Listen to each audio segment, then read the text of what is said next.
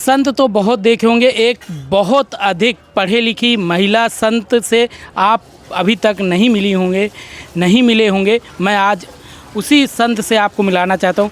आप पहले अपना जी, आप सभी को पहले ओम नमो नारायण। मेरा नाम साध्वी गीता मनीषी डॉक्टर राधागिरी है और प्रयागराज संगम में कुंभ में आए हैं। तो क्या संदेश देंगे आप? कुंभ में संदेश संतों का एक यही रहता है कि व्यक्ति अपने कर्मों पर बना रहे। कर्मणो हपि बोधव्यम च विक्रमणा अकर्मणश्च बोधव्यम गहनो कर्मणा गति। कर्म की गति बहुत बहुत गहरी है, तो हर व्यक्ति, हर पुरुष अपने कर्म की पहचान करे और अच्छे पुण्य शुभ कर्म करता रहे और जीवन में आगे बढ़ता रहे। आपके नाम के आगे डॉक्टर लगा हुआ है, सभी के नाम के आगे स्वामी लगा होता है, क्या रीज़न क्या है? रीज़न देखो, स्वामी तो खैर हम जन्म से ही हैं और डॉक्टरेट एक डिग्री है कि फ़िलॉसफ़ी की आप किस डिपार्टमेंट में आप डॉक्टरेट हैं, तो मेरा एजुकेशन से डॉक्टरेट है। और एक मेरा पीएचडी है भगवत गीता से कि आप होलिस्टिक हेल्थ भगवत गीता से कैसे पाएँ, that is to be given inside the Shrimad Bhagavad Gita. तो जैसे भागवत गीता का आपने कहा हमने उससे पीएचडी किया है, तो अभी तक तो भगवत गीता मैं मानता हूँ सब लोग तो नहीं पढ़े हैं, मगर उसमें क्या ऐसा सार है जो आप बताना चाहेंगे? क्या उसमें आपने पढ़ा? गीता को अगर ज़्यादा गहराई से अगर पढ़ेंगे तो आई थिंक उसकी जो मूल तत्विक भाषा है वो सामान्य जन को समझ में नहीं आता है। और अगर सरलीकरण उसका देखे जाए तो गीता के अगर 10 सूत्र भी अगर कोई व्यक्ति अपने जीवन में उतार ले तो वो गृहस्थ जीवन में रहता हुआ साधु बन जाता है। सबसे मेन है कि physical, mental, social and spiritual चारों हेल्थ आपकी भगवत गीता में गिवन है। बट मंत्र क्या है कि उसको रूटीनली आपको डिसिप्लिनली से पढ़ना पड़ेगा, उसको आपको फॉलो करना पड़ेगा। चाहे आप एक मंत्र को लीजिए, चाहे आप एक किसी भी आप फिजिकल पे ही आ जाइए। आप फिजिकल में भगवान ने कहा कि आप यथा समय उठिए, यथा समय भोजन पाइए, यथा समय अपना कर्म कीजिए, तो कहीं भी इशू नहीं, कोई भी प्रॉब्लम नहीं है। बट जहाँ आदमी फिजिकल से हट करके, मेंटल हेल्थ से हट करके, सोशल हेल्थ से हट करके परेशानी आती है तो उसको अपने सेडेंटरी लाइफस्टाइल में इशू रहता है। This is the main given inside this. जैसे महाकुंभ है 2025 का, कई लोग कह रहे हैं 144 साल में पहली बार एक ऐसा आया है कि दोबारा ऐसा मौका नहीं आएगा, और साथ ही कितने संख्या में लोग डुबकी लगा रहे हैं, तो क्या कहेंगे? महाकुंभ देखिए, सभी आपको ये अवगत होगा कि ये 12वां कुंभ है। पहला कुंभ 12 साल, फिर दूसरा कुंभ 12 वर्ष के बाद, फिर तीसरा कुंभ 12, इस प्रकार से अंतराल में 12वां ये समय है, 12वां कुंभ है। और हर कुंभ 12 साल बाद आता है, दैट्स वाई 12 into 12 is 144। हमारे शास्त्रों में भी 9 अंक का विशेष महत्व है। 144 वर्ष में ना अगर टोटल योग करोगे तो 9 आएगा आपका। तो 9 का आंकड़ा हमारी सूरज और धरती जो बीच का जो गैलेक्सी का सौरमंडल का भी, अगर आप जो इन्फिनिटी एक वर्ड यूज़ करते हैं क्योंकि इनका डिस्टेंस को नापना बड़ा मुश्किल है, बट फिर भी अगर हम शास्त्रोक्त विधि से भी, अगर ज्योतिषी की जनगणना के अकॉर्डिंग भी अगर उसको आप प्लस माइनस करोगे तो it will become at least near about 9। सो महाकुंभ में सभी साधु संत रहते हैं, तो मुख्य इसमें अमृत तत्व का भाव है। जो व्यक्ति उसका पान कर सकता है, जो जिसकी बुद्धि उसको ग्रहण कर सकती है, वो ले सकता है। तो गंगा मैया में गोता लगाई, लाखों साधु संत उसमें डुबकी लगाएंगे। और जितने भी महात्मा संत है, कोई इतना अपना तप छोड़ता है, कोई अपना जप करता है, कोई साधना करता है, लाखों जति आपके हिमालय से हैं, गिरनार से हैं, अन्य देश भर के कोने में, विदेशों से भी साधु संत जो लाखों वर्ष तक तपस्या करते हैं वो भी महाकुंभ में एकत्रित होते हैं। मौनी अमावस्या आपका कमिंग आ रही है, तो वो शाही स्नान में आप गोता लगाएंगे, डुबकी लगाएंगे, तो डेफिनेटली मैं मानती हूँ शायद आपके कुछ पाप कर्मों का प्रायश्चित हो सकता है। बट ये नहीं कह सकते कि हम पाप करेंगे और महाकुंभ में गोता लगाएंगे और आपका पाप मिट जाएगा। जो कर्म गलत किया वो तो भोगना पड़ेगा ना। मुझे जैसे आपने कहा कि हमने पीएचडी किया है, काफ़ी बड़ी बड़ी डिग्री आप ले चुके हैं, तो क्या आपको ऐसा हुआ कि आप इस साधु के रूप में, क्योंकि साधु भी कहीं ना कहीं एक समाज का एक ऐसा पाठ्यक्रम, पहले जब हमारे यहाँ भारत देश का जब निर्माण हुआ, कह लिए सनातन धर्म जब से शुरुआत हुई या बहुत पहले से, तब गुरुकुल चलता था। आप तो उसकी शिक्षा, तो आपको क्या लगा कि नहीं, गुरुकुल की जो शिक्षा है I think it is to be converted in the modernisation. वही तो गुरुकुल आज स्कूलों में कन्वर्ट है आपके, वही तो गुरुकुल हैं जहाँ से हमें गुरुओं से ज्ञान मिलता है। गुरुकुल का एक वर्ड चेंज हो गया, that is become inside school. वही आपके जो गुरु हैं वो इट बिकम्स टीचर। है ना। तो शिक्षा तो वही है, बट सनातन की शिक्षा होना बहुत ज़रूरी है। और मेरे हिसाब से मैं तो सरकार से, कोई भी सरकार सेंटर में आती है, मैं तो ये कहती हूँ कि आप 5वीं क्लास से, क्योंकि 5वीं तक का बच्चा क्या होता है, किड रहता है, उसको इतना वास्ट नॉलेज नहीं रहता है। तो 5वीं से पहले सनातन की जो प्रचार है वो माँ के घर से मिले। और 5वीं के बाद स्कूल की एजुकेशन सिस्टम के अंदर आपका केजी से अगर स्टार्ट हो जाता है वेरी गुड, लेकिन वो आपके प्लेइंग के अंदर होता है। बट 5वीं क्लास से सभी सरकारों में स्कूल के अंदर आपके प्रशासन, भगवत गीता के कुछ फॉर्मूलाज, रामायण के कुछ सूत्र, महाभारत की सीख, अगर हम 5वीं, 6ठी क्लास, 7वीं क्लास, 8वीं क्लास, 9वीं, 10वीं तो होगा, तो चरित्र निर्माण क्यों नहीं होगा? बच्चों का निर्माण। आज हमारा युवा कहाँ जा रहा है? ये शिक्षा पद्धति में कमी की वजह से तो है। सनातन खत्म दिख रहा है, सनातन बढ़ रहा है, लेकिन युवा सनातन को नहीं समझ रहा है। युवा रील तक रह गया है सीमित। बिल्कुल बिल्कुल। ठीक है, तो अभी जो वायरस चल रहा है ना, हमारा मोबाइल वाला वायरस चल रहा है, जो रील का जो वायरस चल रहा है, हमारी सरकार भी डिजिटल कुंभ बोल रही है इसको, दिव्य कुंभ, भव्य कुंभ और डिजिटल कुंभ।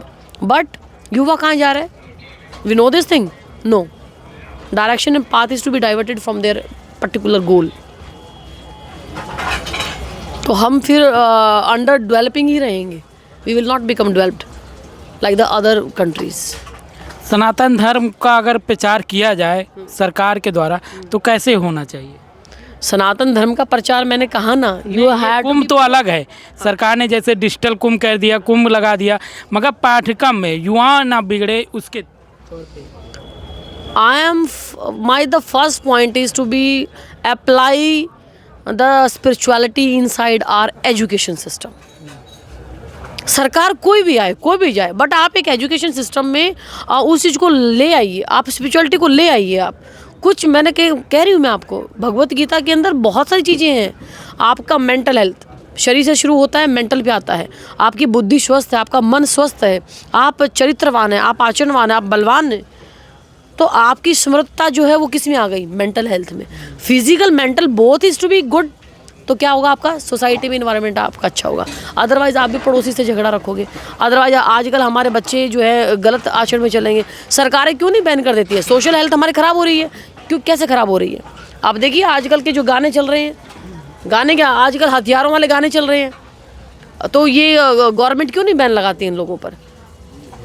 आप भी सुनते होंगे ना, शादी विवाह में देखिए आजकल हथियारों के पता नहीं कौन कौन से गाने, हमें तो ध्यान भी नहीं है। कभी कभार हमारे भी गाड़ी। अच्छा, जैसे आपने कहा स्वास्थ्य के लिए, तो स्वास्थ्य हमारा जब किसान वर्ग, जैसे क्योंकि मैं गांव से ही जुड़ा हुआ पत्रकार हूं, तो किसान जो खाद डाल रहा है, बीज और गोबर, गऊ को सरकार तो गांव को बचाना चाहती है, मगर गोबर का सही उपयोग को लेकर शिक्षा नहीं दी जा रही है, तो क्या कहेंगे आप इस पर? क्योंकि आप PhD किए हैं, क्योंकि आप एक पढ़ी लिखी, तो आप काफ़ी हमें बता सकेंगे। नहीं, बायोलॉजिकली आप देखिए, अगर हम देखेंगे तो इन्वायरमेंट को हमें सेफ रखना चाहिए, पोल्यूशन फ्री इन्वायरमेंट हमें रखना चाहिए। और जहां आप किसान वर्ग की बात कर रहे हैं, तो मुझे लगता है किसान से बड़ा कोई दाता नहीं है। और किसान बट लेकिन आप जानते हैं किसान जब वो खेत में काम कर रहा है, वो भी इसके बिना नहीं चल रहा है। रोटी खाते खाते आदमी मोबाइल को यूज़ कर रहा है। सो इसका जो डिजिटल का जो डिमांड हो गया है, it's a very vast level. तो आप इनमें सब चीज़ों में उस चीज़ को अप्लाई कीजिए, वहाँ करिए उस चीज़ को।